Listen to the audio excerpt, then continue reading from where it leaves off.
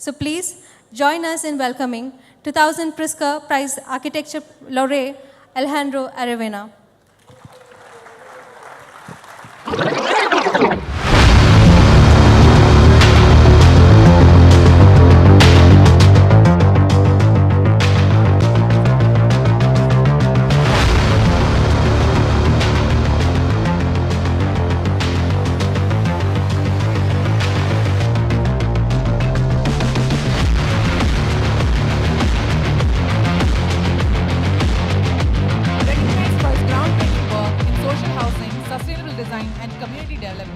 Aravena's pioneering spirit has transformed the landscape of architecture. Through his firm Elemental, a do tank that designs and implements urban projects with social impact, he created iconic projects like Quinta Monroy, the project that took to groundbreaking reconstruction after a devastating 2010 tsunami. Alejandro's work embodies simplicity, purpose, and adaptability, and Villa Verde showcasing the power of design to improve lives and communities. With a deep commitment to social and environmental responsibility, Aravena's work has inspired a new generation of architects and policymakers worldwide. Today, we celebrate his remarkable moment and invite him to share his insights on the transformative potential of architecture. Please give a warm welcome to the renowned Alejandro Aravena.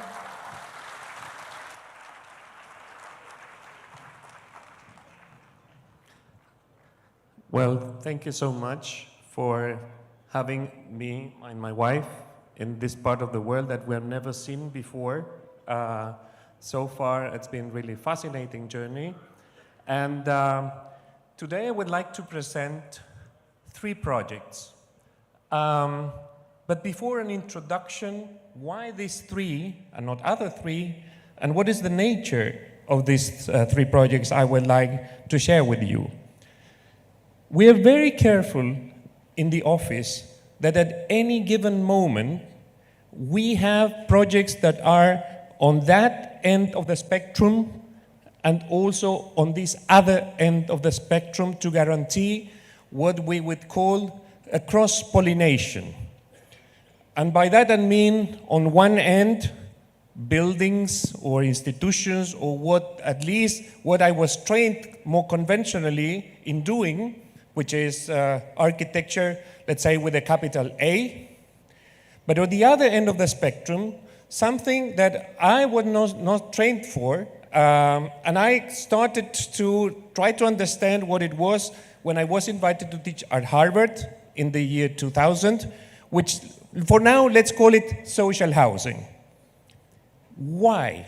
Why have these 2 ends at any given moment in the office? Well, because, a practical reason connected to the question before in the panel. Nobody pays for quality professional time in social housing, at least in Chile. And given we're not particularly good people, we want to get paid fair enough for what we do. We're not heroes. It's unlikely that if you don't pay for the entire chain of professionals, from designers, architects, engineers, social workers, politicians, you name it, builders, how will you get a quality result? Social housing is a difficult question that requires professional quality, not professional charity. If that money doesn't come from the system, with at least on that end of the spectrum, we're paid fair enough, and some of that money may cross-subsidize the other end of the spectrum. So this from a very practical reasons. But even if we were paid, there's a different attitude in both ends that we would like to be tested and verified in each project. Social housing, strictly speaking, is not an architectural question. It's so much more than that. It's economical, it's political, it's social, it's environmental, it's cultural. So even if it's not an architectural question, the way we enter this not architectural question is by what we know to do, which is to design. So, given it's a tough question, you would like that your toolbox has the better tools, sharp as possible, that your muscles are sharp, so that when you go and try to deal with the most difficult of the questions, you're well prepared. And that preparation comes in the more conventional practice where your designer skills have been tested to the limit. Cutting edge knowledge, tools, practices that then you would like to nurture social housing. But the other way around, social housing is one of, or let's say more general, working with scarce resources. It's a great antidote against arbitrariness. You're not allowed to do whatever you want. You need to justify every single move you do. And by doing so, you're eliminating everything that is not strictly necessary, everything that is superfluous. That moment of making something, your design, become irreducible, not, you cannot keep on taking things out. In housing, it's a must. You're required to do so. But in that end of the spectrum is desirable. Because even in a project where you're given the resources, you're not rigorous enough, then you risk to do moves that are not strictly necessary, and that is a guarantee to fail the test of time. If you want to prepare your design and temper it and having eliminated everything that is not strictly the case, well, that training comes from social housing. So in this conversation of sharp tools and the antidote against arbitrariness is something that we would like, at least almost as if it's you cannot avoid, to address the other projects that we're normally dealing with. So, other attributes of this end of the spectrum over here. As an architect, and one of the first project I will show is a competition we won for a bank in Switzerland. You're expected to have absolute control over the design you produce, to the point that in that project, we will have 4 years of design, 5 years of construction. So perfection, in a way, is what is expected, in particular in the Swiss environment. The risk is that perfection has the threat of something that is dead, that is lifeless. On the other end of the spectrum, you pretending having control over big forces like, self-built environments makes no sense. In the best of the scenarios, your role as a designer is to channel those forces, not to control, replace, or oppress those forces. You expect to channel them. So they're very vital environments, but they risk, if we don't rigorous enough, that the sum of the individual actions cannot guarantee common good. So the lack of control can become a threat to common good. The right balance, or I'd say knowing that the strategies on one end is applied on the other one, is another of the conscious strategies that we want to be verified at any given moment in the projects that we're dealing. So that, I would say, is the first thing as an introduction to the presentation today.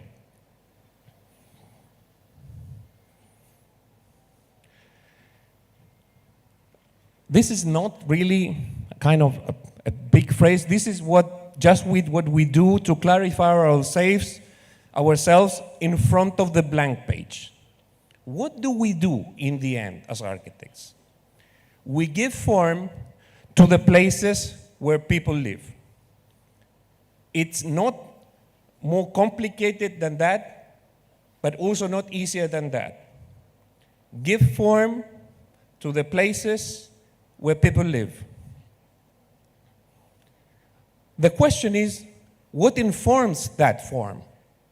What are the forces at play that will have an impact on the form?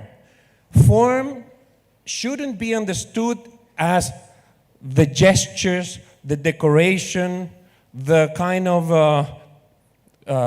cachet you put on a form to make it more attractive. And normally, this is what we've been trained as architects. In a way, it's just to put, as Richard Rogers used to say, to put the lipstick on a gorilla.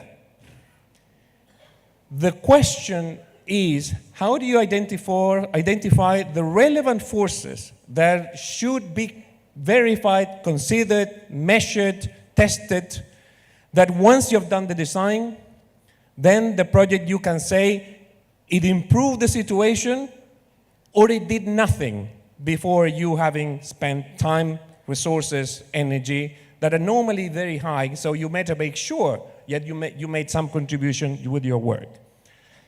So, that is why you may know this project, the Innovation Center for the Catholic University in Chile.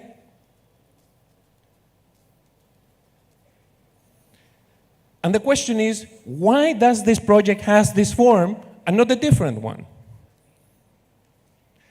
Well, this is something that we normally do when trying to start a project. It's a process of iteration where at the beginning, X equal question mark. X being the form, and we don't wanting to know in advance what the form of the project should be. Postpone wanting until you've understood the forces at play, and only then translate and integrate and synthesize what a formal strategy could be. And as you see here, the forces at play, sorry, they're in Spanish, is use or function. We knew we were going to have to go high because of the square meters and the small plot. What does it mean innovation? That the purpose of the building, the material, the environmental operations, and finally also the character. So when we try to be conscious about the forces at play, some of them are very concrete, very rational, measurable, so it's very clear. Let's say the budget, or complying with the building laws, or the environment. You can measure how you're dealing with the environment. Those are part of the nature of those questions, of the forces at play. But there are others that are very hard to grasp, like the mood or the character. Even though we cannot speak very clearly about them, we know that they're there. And this is actually the first thing people react to, even if they don't know what it is. So it's part of the equation. The second nature is not only concrete and intangible, but also sometimes pulling in opposite directions. So even at the beginning, the question seems unlikely to be solved, yet it's our role to have put on that equation all those forces at play. This, for example, was, let's say, the equation for a building for a Swiss company, Novartis, in a China campus. And because of this particular different forces at play, then the form of the building, the material of the building, reclaimed brick of demolished sites for this building in Shanghai. Or this, the equation for the project in Qatar for a museum, still a design, we haven't even started construction. That is the transformation of the port and the wheat silos and the grain silos into a cultural facility. So because the equation is different, the forces are different, no wonder then the form is different as well. So, along those lines, the first project is this competition for the Bank of International Settlements in Switzerland. It's the central bank of the central banks of the world. And the competition ended with a short list. I don't know if you can read from there. Bjarke Ingels, David Chipperfield, Dominique Perrault, Norman Foster, Herzog and Demeron, Kengo Kuma. So what are the chances to win in such a competition? And given you have nothing to lose, we have never done a tower before, never built in Switzerland, you are as rigorous as possible in identifying the forces at play that then may make sense to the client, and if the outcome seems improbable, so what? So this is the equation we built for that project. As you see here, the urban context, and they have very specific goals that had to be achieved, the constraints, giving back to the city. The existing tower, that round tower you saw, was an existing one from the 70s, and there was a new one that had to be added. So some of the forces are, again, very concrete. The functions of the bank, an issue with time. Sustainability was a very high rank in the way the outcomes were going to be measured. And again here, the character. And I will just like to stop in the character to name one to prove how sometimes these forces pull in opposite directions. In the competition, there was an intermediate phase before just submitting the final panels. And in that, coming from Chile, in 2019, we had this social blast. We will talk about it later on. This explosion of rage and anger of the majority of the population that felt that something was not fair in the way the society, the economy, the politics were moving ahead in the country. So because of that, our skin was very thin, and we said to the bank, look, if we were you, I would be worried. Your business is to create trust. And in order to create trust, you should be as open, as transparent as possible. In Chile, anybody in a position of power is immediately suspicious. So your work is to create a building that, again, from the character point of view, is perceived as an institution that has nothing to hide. Yet, the same institution, for very good reasons, has a very high level not only of security and in a way a force that puts all the building as a kind of an introverted structure. Privacy, intimacy is very important for an institution, that the nature of the themes that they're dealing with has to be treated with a lot of care. So this is the building from the 70s. Actually, if you Google the BIS, the first thing that comes out is the Dark Tower. So again, it's a conspiracy theory kind of thing, but even architecturally speaking, you cannot look into the building. It's a rather introverted, closed building. And there are good reasons for that are part of the forces at play, but at the same time, we said, no, you have to be open and transparent again. How can you do a building that is open and closed at the same time? Well, we thought of a forest. Because in this picture over here, what you don't see, there's no walls, no doors, no windows. In a way, it's felt as a field where you can walk through and nobody prevents you to keep on walking. So from that point of view, it's an open thing. Yet, you can't see through. So there are strategies, and this again, a word I hate in interviews, when journalists ask you, what are your inspirations? We shouldn't have inspirations.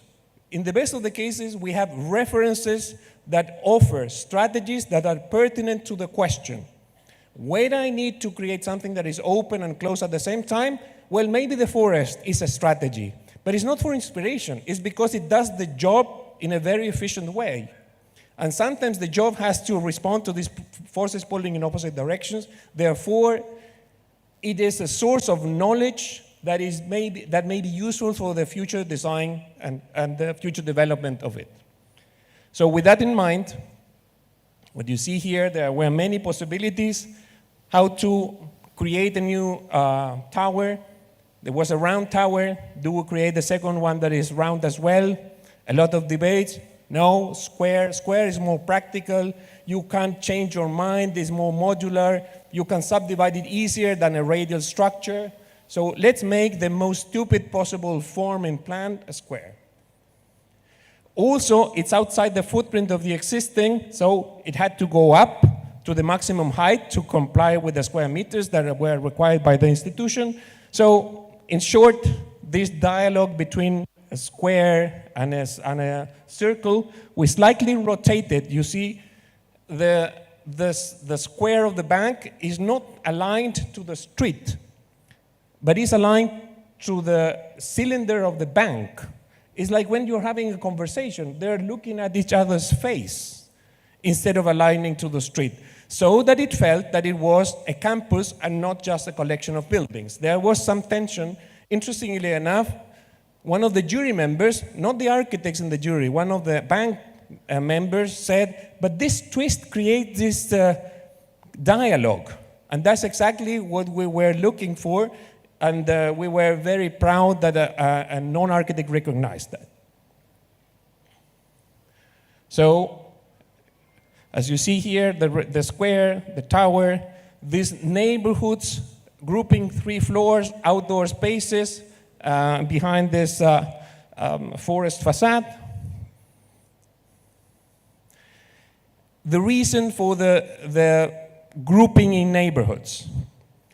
In the end, after the pandemic, the question was, why will we even come back to the office? We can work from home. That's true, one dimension of the work, the individual work. But still, what matters, and that's why we traveled 27 hours to be here, we still need to meet face to face. Communication happens when you're physically meeting. Therefore, institutions require that their staff, for the in between the lines, for the nonverbal communication, still meet in person. And as a consequence of that, we wanted that those people in a vertical tower tend to be separated by floors. Can we create neighborhoods where people can walk from one level to the next one as if it was a house? This is the maximum amount of square meters that in the Swiss law allows for building, for fire code to separate, and that's why we have here these separations every 3 floors. So this is the maximum amount of floors that you can group without breaking the fire code. But in addition to that, the other thing we did, normally in a tower, you have a core that is occupied by elevators, stairs, shafts, and everything. So whenever you go out of the elevator, you don't see the people. You see the core of the building. So we said, can we explode the core and put it in the perimeter so that the center is occupied by people? This is why the reason we even come back to the office. So this strategy of turning the plan inside out was a second thought regarding this project. We used that way, sustainability was a big issue, so that the building is in concrete every 3 floors. But the other 2 in between are made out of wood with a very low-tech solution. So 2/3 of the building have a much better carbon footprint than having done it entirely in concrete, or a 120-meter high building just in wood. Yeah, it would have a very interesting carbon footprint, yet we still don't have the right technology to create a reasonable working space and living space in wood. It's too massive. So instead of asking each material to do what they're not good for, why don't we ask concrete to perform what they're good for, resistance, and wood for what they're good for, which is a flexible way of using space that actually will prevent demolishing. If you change your mind over time, and buildings have that, you dismantle, not demolish. So the life cycle of the materials are better integrated in a single operation. Outdoor spaces were also part of what we were missing when we had to work at home, the domestic dimension of the work being brought in the office, and this is what offices normally don't have. And more or less, this is how the building, we hope, will look like in 8 years from now. But this is a promise. It's not built. And if it's not built, it doesn't count. It will make only sense in 8 years from now. So here I'm taking the risk of saying, well, we hope we will be able to make this design navigate until the very end without compromising what were the initial thoughts. For that is what that initial equation is also good for. It's a navigation chart so that you don't get lost in the next 8 years. A second project is one that we have recently finished in Portugal, in Lisbon, from company Energy of Portugal, EDP. Again, here you see forces at play, the place, the debate between private and public, the functions is, again, an office building, and sustainability. This project started with a very early intuition. And actually, this was a sketch that during the first lunch, after meetings with all the company officials, we wanted to right away, this is a kind of the innovation mantra, no? If you're going to fail, fail fast and fail cheap. So if this was not going to fly, well, during that first launch, we should have more or less tested if there was going to be room for such an approach. And from then on, you began trying to make a blurry first image to become more clear.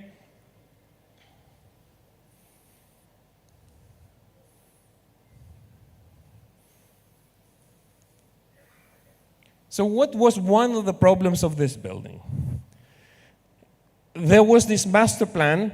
EDP had, I think, is this building over here by Portuguese architects Aires Mateus. And the master plan wanted or aim was that all the people that are not in the front row, all the city that is in the back was or continue have the view to the river so that those in the front were not blocking those in the back. And it was a kind of fair rule to follow that required every building to be linear, perpendicular to the river to leave the view free for those in the back. It made sense, so you comply with the thing. The problem was that the amount of square meters that the EDP needed couldn't be accommodated in a single volume, in one single line. It had to use at least two. So, again, forces pulling in opposite directions. If you want to comply with common good and the master plan, you separate the building in two. But the moment you separate it in two, it's not working as a single entity, what was the company needed. Even from practical reasons, security, you have to go through two entry points, people do not meet. So from the use and life point of view, the building had to be just one. How can you make a building that is two and one at the same time? And the solution we thought we found was to fold the ground in here so that we created this kind of small hill, this gentle slope hill, and make a connection at the street level in between the two buildings so that they could work. Once you enter the building, you can use it as a single entity. So you see, this is the city that is behind that you don't want to block the view. So one volume over here, the other one over here, and then the square in between that we wanted to be public. And by that we mean, it's not that you as a company create a public space and then you allow the city to use it. That wouldn't have been generous enough. So actually, in this square over here, we didn't even put the door of the building. The door, the entrance is somewhere here, so that when people come here, they don't feel that they're asking for permission to be in that place. They just can go there for free. In the end, cities are measured for what people can do in them for free. And as a private company can offer some contribution to that, we felt that could be one of the ways a private company, can contribute to common good. Oops. So, what we created, as you see here, we went slightly down so that we can accommodate the minimum height over here so that the slope here was as gentle and shallow as possible, and so that the two buildings are connected through this movement here. But the real problem was that this good intention of allowing the view to connect to the river happened to the city back there in the hill. But pedestrians here were not connected to the river view because at the street level, the building in front already had blocked that. So we wanted that in that public condition of the square, people could recover the view of the river that was blocked at the pedestrian level. And therefore, we created this stick over here, this element over here, that in addition to the slope of the square in between, has an extra slope over here, so that from this point, you could see back to the river in a public condition. So we were very carefully, we had to balance here the minimum possible height so that the slope was not too steep, but high enough so that you can see back the river. So you go up to this ramp over here, and in that point, you see that line over here is not horizontal. Therefore, in that corner over there, we had less height to be able to go into the river. Therefore, the stick is moving slightly to the left. So that once you're up there, and again in a public condition, you can look above the ground, the street level of the neighboring building.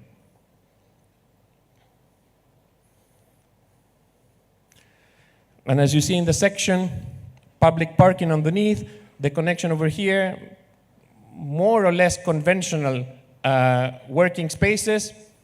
The stair here mattered a lot.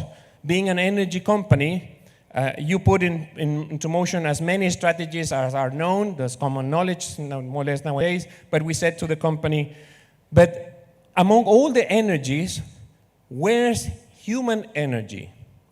Why don't you walk from one level to the next one?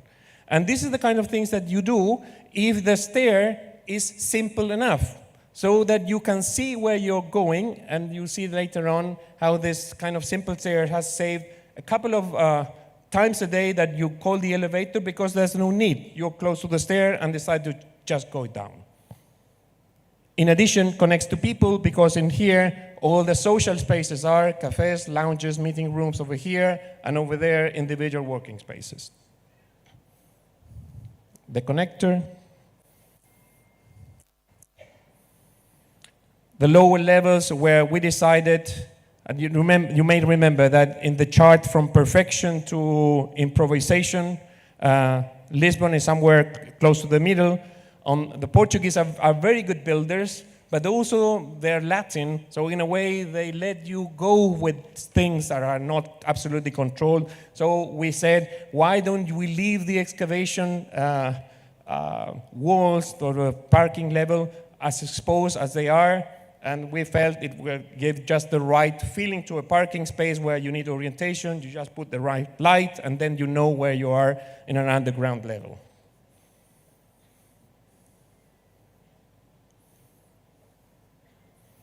So going from the bottom up,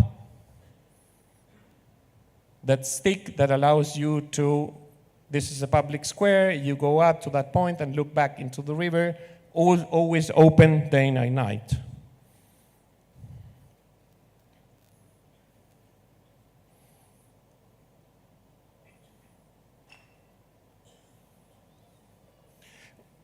As part of the sustainability strategy, in all the finishings in the interior, we didn't burn a single material for the covering using old tiles, which is a great Portuguese tradition. So we went to this factory that in the storage space, in the janitor space, had all this discarded fantastic ceramics and used them in the elevator shafts that have a light well on top. So even the elevator is a source of natural light that prevents some artificial lighting to be there. in unnecessary hours. So as you see here, stairs that you're standing here, and then you may decide to go to the next level because it's simple enough. But the stairs are open, natural light coming from here, and while you're going through the elevator, you can look at what other people are doing in that floor, but also take a look at this nice traditional ceramics from Portugal.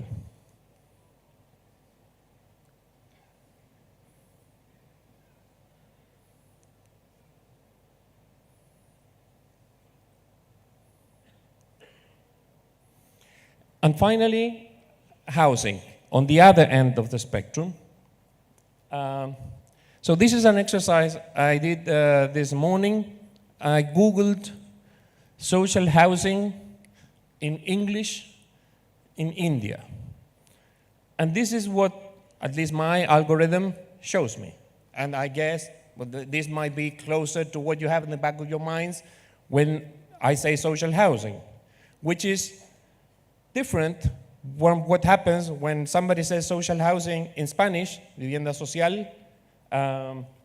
You see, our background is different. And I thought the first thing that has to be clarified is context. What does it mean to work in social housing in the Latin American context that may be different from the Indian context? So part of the beginning of this explanation will be about understanding the context, which is the same thing I had to do when started working in social housing in 2000, because even if it's very embarrassing, in the year 2000, I had no clue what a subsidy was. In a country where 60% of what gets built uses subsidies. So that was so embarrassing that I decided to use rigorously my ignorance and try to make the stupid questions that may allow you, it's not guarantee, to contribute even 1 millimeter to a very charged environment. So social housing for us in Latin America is normally this. And by this I mean what people is expecting and then politicians are delivering is detached housing units. That explains the urban sprawl in Latin America, our underserved peripheries that are only residential, with units that range. This is the case in Mexico. These units are around between 12 and 15 square meters. Brazil, around 25. That's the policy we started working in 2001. 25 square meters is okay with the policy. This, again, has grown maybe to 30, but we're more or less there. So, this was the equation we were asked to solve when working for the first time in a project in the north of Chile, in the desert. And the question we had to answer was, can you provide a solution for 100 families that had been occupying illegally a piece of land of 5,000 square meters, half an hectare, for the last 30 years, using a subsidy, a state subsidy of $7,500, that in the best of the cases will allow you to build around 30 square meters. Can you find a solution for this? And to note a bit of context, $7,500 with which we had to buy the land in the private market, provide the infrastructure, and build the house. And normally this is distributed in thirds. So the remaining budget for architecture was $2,500. It's important to note that in and maybe I think I can, here, $7,500, that's the voucher of the subsidy, the policy for the poorest. But actually it's composed of $7,200 of direct subsidy to a family and $300 of family savings. These nerdy details matter a lot, at least as an outsider, not knowing what we're going into. All these things that an expert may take for granted It was not the case for us. So we were real, and you will see the consequences of paying attention to the nerdy details of this. So, again, a little bit of context. Chile is a country of 20 million people, the whole country, smaller than Mumbai. So around 5 million families. As in many Latin American countries, housing policies are property-oriented. That means that when a poor family gets a subsidy, they become the owner of the house. This is extremely important because housing is the biggest transfer of public money into a family asset. Unlike Europe, I don't know the case in India, where the housing stays as the ownership of a state or a municipality. There, in developing countries in our region, the beneficiary of the subsidy becomes the owner of the house. For that, a relatively poor country like Chile has a budget per year of $2 billion. That means that in 2001, when we started working, the budget was actually $500 million. That explained the policy of $7,500 for the poorest family. It has increased. In 2010, it grew to $10,000. Now, today, we're working with around $20,000 of minimum subsidy per family, yet the average size of the units is more or less the same. Most of the money goes into the value of the land that has grown up in the construction cost of materials. So we're slightly better, but not that much better. In any case, in any housing policy, what matters is the quality, the size, the quantity of units per year, and the time you spend in delivering those needed amount of units, meaning the time that a family is waiting for a subsidy. In an ideal scenario, we would need to build in Chile 90,000 units per year of a size of around 70 to 90 square meters. This is what evidence shows what a middle-class family can live reasonably well. And the waiting time shouldn't be more than 2 or 3 years. That would be the ideal scenario. Reality is that we're building for the last decade only 60,000 units per year. The average size, depending if it's a house or an apartment, is between 40 and 50. And the waiting time is between 9 and 10 years. So we have this triple gap of 30,000 units per year, 50% of the needed demand, 50% of the area needed, and 200% of the time gap. Why does this matter? Because if a family illegally takes a piece of land, they will not be eligible for the subsidy.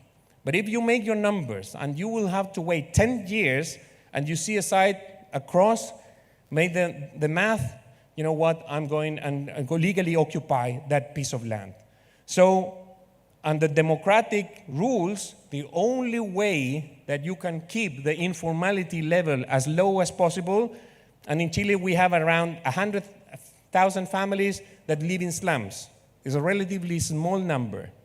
But you have to keep the machinery moving at a very big speed and scale. Otherwise, what you create, and this is what happened in between 2010, we had 25,000 families living in slums. And after the earthquake of 2010, now we have more than 100,000. So it multiplied by 4 because we were not able, the number dropped that year to what we're increasing as a deficit every single year. So one could say, yeah, but why don't they build bigger? You know, families need a more decent way.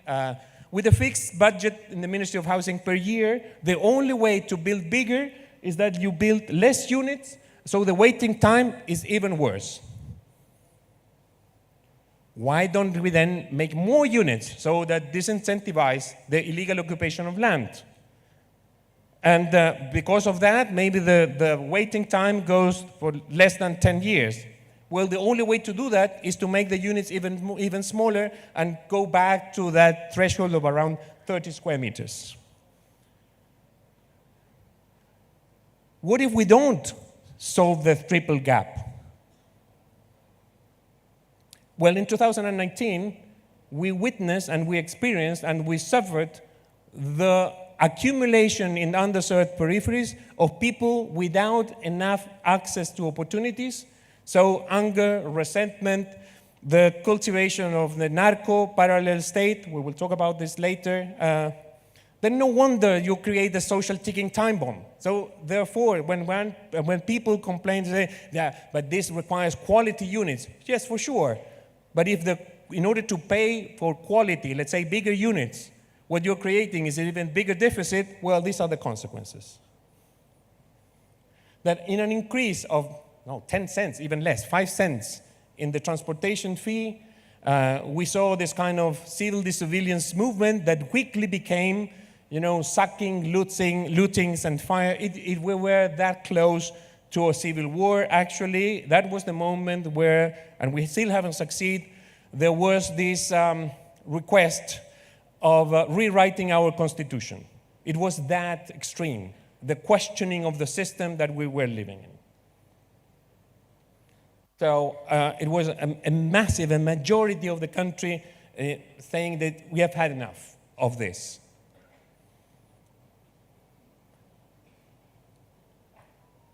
So going back to this very modest project, how is this very big thing connected to a tiny operation of a tiny units, 100 tiny units in the north?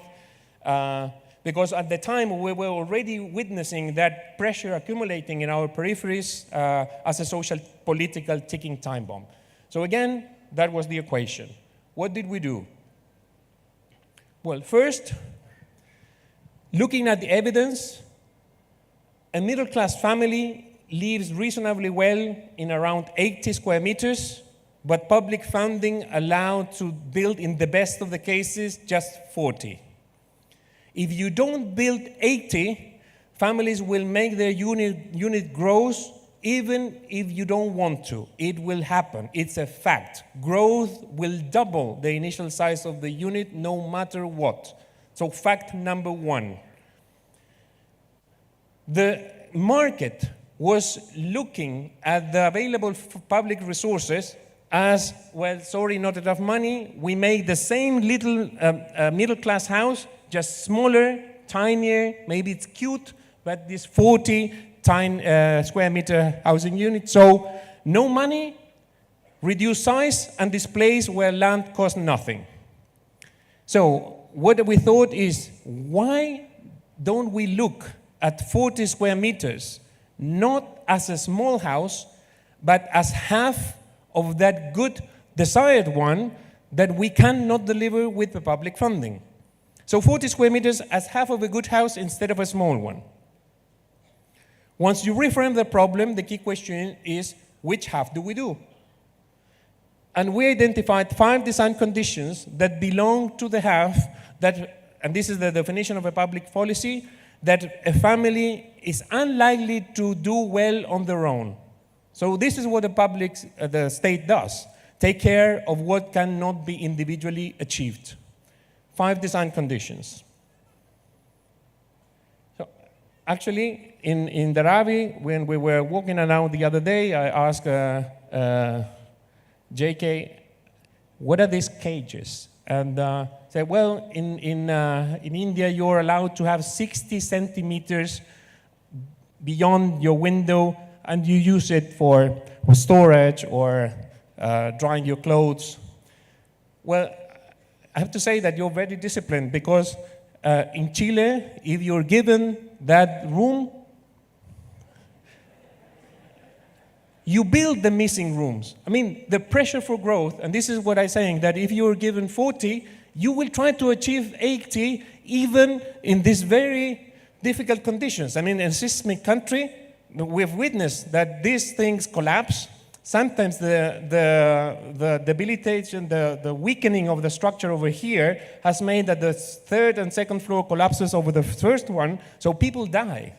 If you don't take growth into consideration, you're in a way partly responsible of the deaths in a situation like an earthquake that we have regularly in Chile. So that's why the participatory process started from a very practical point of view. Half of the square meters will not be built by the architect or the building company. They will be built by people themselves. So if they're going to be the responsible of the next half of the house, why don't we sit at the table and agree and split tasks? We do what is more difficult for you, you do what is not only easier, but also it's preferable and desirable, because the historical criticism to social housing is the incapacity to react to diversity. So workshops were being held, asking family leaders to anticipate how they were going to organize resources, again, channeling that force instead of repressing it. How the facades were going to change, courtyards. And this is how families imagined their housing units were going to look like. That is one point. Half of a good house instead of a small one. And you see, I still see in media and publications that half of a house. That's not half of a house. Available resources allowed you to build an area that is only half of what is needed. That's a fact. And it's better to see those 40 square meters as half of the desired one, instead of building on day one a tiny unit that doesn't take into consideration growth that will happen no matter what. The second point, and I mentioned the property-oriented policy. You become the owner. By definition, a property gains value over time. This is what we expect when we buy a house. Well, in social housing, that's closer to buy a car than buying a house. The value goes down. And this is a disaster. Remember the budget of the Ministry of Housing? 2 billion a year. Those 2 billion have the potential to grow its value over time, and for the family to be an asset that grows its value over time. But that's not what happens. What can guarantee a value growth over time? Take a look at these 5 design conditions. Exactly the same 5 that belong to the half that families unlikely can do well on their own. So there's a coincidence in between a public policy and an economical operation that may allow housing to perform as an investment and not as a social expense. So these were the 2 goals with which then we had to, in the end, do a form. In the end, this is about design. We may have to understand economics and politics and policy and the rules and all that. But in the end, what we do is to draw. How can the drawing integrate these forces that are not strictly architectural? That was a starting point. It may be familiar. Maybe the only thing that is not seen in the photograph and is not what I saw in Dharavi, not the last time I was here 5 years ago, not this time, drug dealing. This was a place that was kind of dangerous, and we will talk about the narco state if I have, I'll try to make it in 8 minutes. So that first project of Iquique, the equation that was located somewhere here. So this is the main formal city, let's say, very close to the ocean, down there. Because the land is scarce, social housing cannot pay the value of the land down there. So poor families are, let's say, accumulated up here, where there's no services, no jobs, no education, and people commute from this informal city, not informal, because they have received a subsidy, but these are photographs of those tiny units, and they commute down to the city center where the opportunities are concentrated. With $7,500 at the time, this is what the market was providing. So we were competing against this. And going back to form, we thought that the key to resolve that equation, and we've put it that way, even though it was rather hermetic and obscure, is that a square was going to be more efficient in creating wealth or overcoming poverty than a rectangle. The reason? I guess that you all recognize, at least in Latin America, this is very common. For a given area, that is what you can do within a certain policy, the narrower the front and the deeper the length of the plot for the same area, the more efficient it is, because you need to build less street, lead pipes, less sewage for the same amount of families. So from that point of view, a square is inefficient. But that's right if the type of city that you have is regular as this.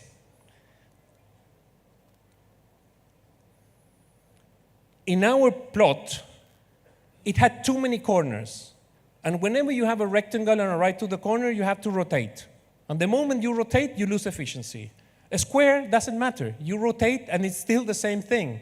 And because of that, which is a classical geometrical problem, we were able to accommodate more people in the same area. And the moment you have more people, you have more subsidies to pay for expensive land. Actually, the cost of the land in the city center was 3 times more than what social housing could normally afford.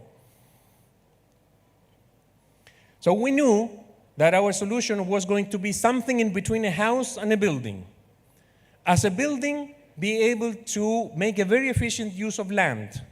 And as a house, be able to grow. We didn't know exactly what, but somewhere there was going to be the solution.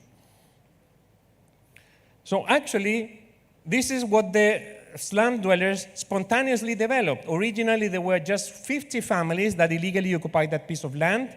They built a stair on top and rented a second generation of illegal dwellers, and then the house for the first 50 was a source of income. Not that different from Dharavi. These are the strategies of densification that we as professionals should learn from.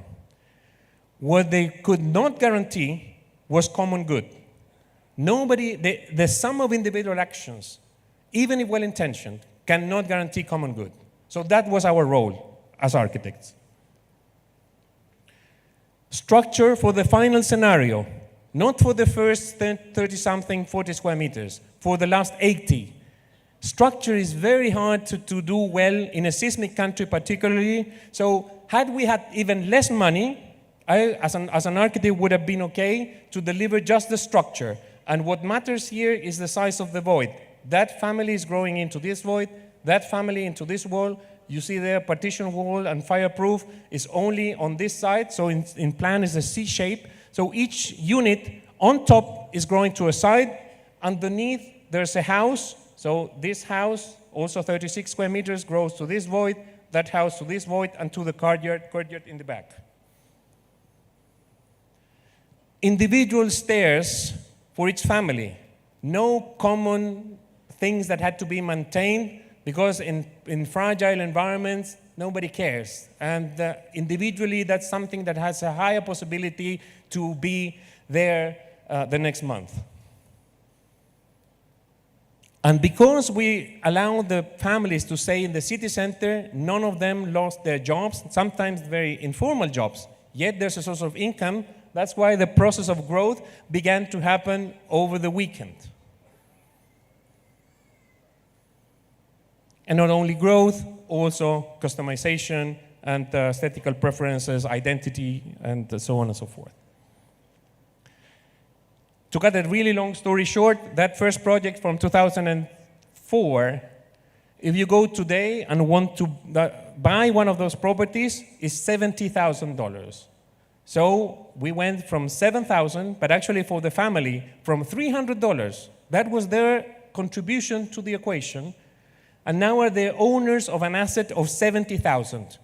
So the moment you're able to make your design to perform as an investment, this is not just a shelter, it's an economical tool. And this is one of the attributes we understood had to have housing. But I mentioned narco, and I'm 2 minutes left. I'm going to just give a sense of what we're dealing with. Because of the amount of these underserved peripheries, where there's no opportunities, we created this accumulation of social pressure where if you have no future, if you have nothing to lose, and then as I study, make a career, well, too late. We don't have enough time nor incentives. So who took over? Narco. And one of the things that we have understood that is, even though it's not the, I mean, it's modest compared to what is needed, the moment you have a bigger level of association, not just your house to defend against the narco out in the street, but you create a courtyard of around 20 to 30 families, that level of social association matters. That level of organized society is one way to resist that parallel state of narco. So what you see here, design-wise, architecture is not in the form, let's say, in the form of the, putting lipstick to the gorilla. It's pretty much the same thing. But these guys here are back to back. That's a conventional notion of efficiency. But where do they grow? To the void, to the side. But this is very perverse because it's what is called, all the incentives are on the second mover. This guy is waiting for this guy to grow because the moment he builds that wall over there, he has one less wall to build. Of course, that wall is very bad. It's not fireproof. So the conflicts between neighbors begin to happen. And we wanted that person over here had the right incentives to grow to the side, partition wall provided by the next unit, and so on and so forth. So the void on the right side, what is not built, was more important than what was built. And because the courtyard is this level of association, agreements can be achieved. It's a green area that otherwise nobody cares and maintains. Playground, even agreements on do we park cars or not. A project in Mexico followed the same strategy. And this is important, the pool. It's a desert environment in the north. On your own unit, you can't have a pool. It's too small. But also, if you put it on the street, the next day will disappear. In a courtyard, each family contributes a small amount of money. So during the summer, each family, for a small amount, does have a pool, and children are playing safe in that courtyard. This kind of minimum dimensions of life is the kind of things that you would like to trigger with the right design. And when there's no money nor time, incrementality. Allow the system to grow over time. This is what I meant when growth will happen no matter what. So you recognize somehow the initial unit, the expansion on the side. It's not only uncontrolled, nobody helps that, nobody channels that thing that will happen anyhow. So we thought that our task was here, not here, there, to allow this second half of the house to add to the value instead of being a deterioration of the neighborhood. So that's the reconstruction after earthquake in 2010.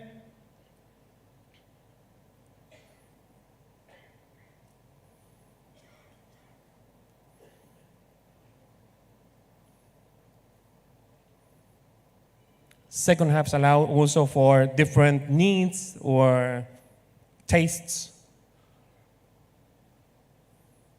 without losing a certain notion of order.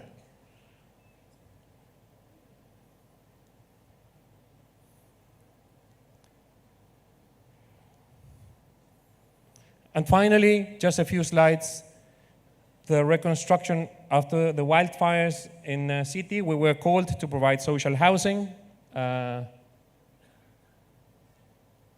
We're still in the middle of this process. I just wanted to share with you, well, I could skip even that, this slide over here. In the forefront, the formal city. Let's say people that had property rights from the 80s, from the 90s. The fire came, 15,000 units were burned, 137 people died. It was a major disaster.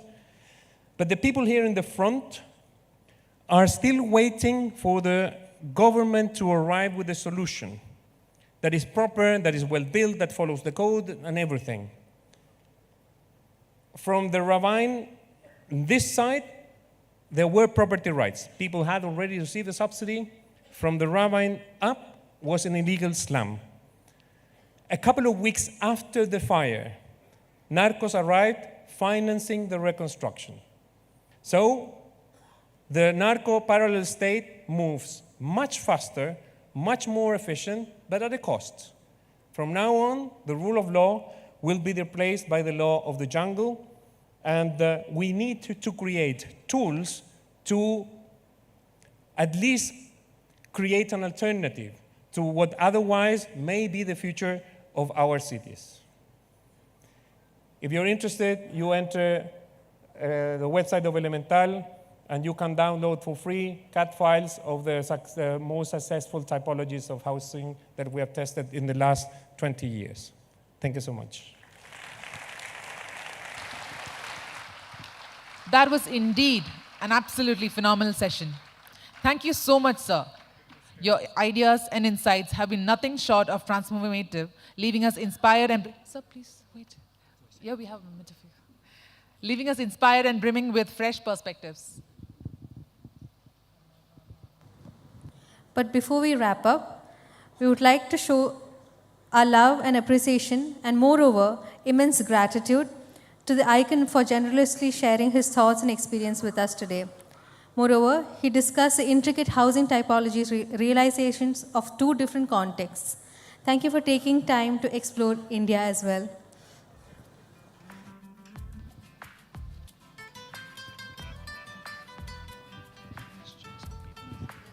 We have a session for you tomorrow.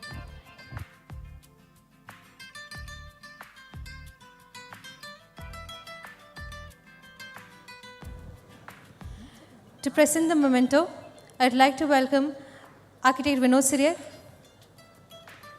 Architect Sajo Joseph, Architect Liju TV, and Architect Jai Krishnan KB to the stage.